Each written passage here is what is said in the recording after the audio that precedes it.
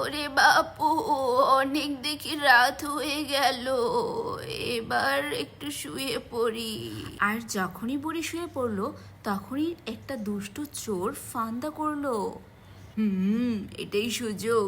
এখন নিশ্চয়ই বুড়ি ঘুমিয়ে গেছে, আর এই সুযোগে তার গরুটাকে চুরি করতে হবে। এই বলে দুষ্ট লোকটি বুড়ির বাড়ির দিকে রওনা দিল। আরে ওই তো বুড়ির গরু দেখা যাচ্ছে। এই এই গরু, চল চল আমার সাথে সাথে চল, তাড়াতাড়ি চল, এখান থেকে এখনই বের হয়ে চলে যেতে হবে, না হলে দুষ্ট বুড়ি আবার দেখে ফেলবে। এই বলে দুষ্ট চোরটি গাভীটি নিয়ে সেখান থেকে দ্রুত পালিয়ে গেল।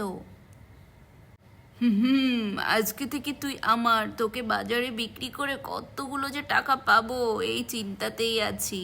আর এদিকে বুড়ির শব্দে ঘুম ভেঙে যায়। বুড়ি উঠে বসে বাইরে এসে চিৎকার করতে থাকে, হায় হায়, আমার কি হলো, আমার একমাত্র সম্পদ। বুড়ির চিৎকার শুনে গ্রামের সব মানুষগুলো ছুটে চলে আসতে লাগলো।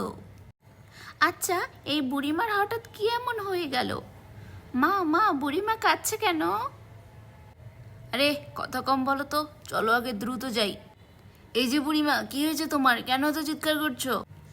আমার সব শেষ রে বাবু, আমার সব শেষ। আমার একটা মাত্র গরু, সেটাও কে জানি চুরি করে নিয়ে গেছে বাবু।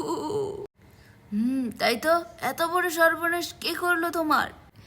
কি জানি বাবু, কার মনে যে এত এরকমটা ছিল, আমার গরুটাকে কে নিয়ে গেল।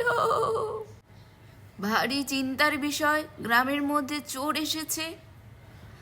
আমার আর কিছু নেই, এই একটা মাত্রই গরু ছিল।